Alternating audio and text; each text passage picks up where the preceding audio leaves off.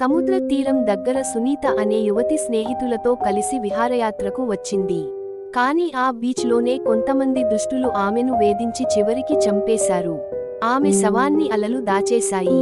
అప్పటి నుంచి ఆ బీచ్లో సునీత ఆత్మ తిరుగుతూనే ఉంది. రాత్రి పూట ఎవరు అక్కడికి వెళ్తే అలలతో పాటు ఒక అమ్మాయి నవ్వు వినిపించేది. ఒకరోజు అదే దుష్టుల గుంపు మళ్లీ బీచ్కి వచ్చారు. అకస్మాత్తుగా గాలి బలంగా వీచింది.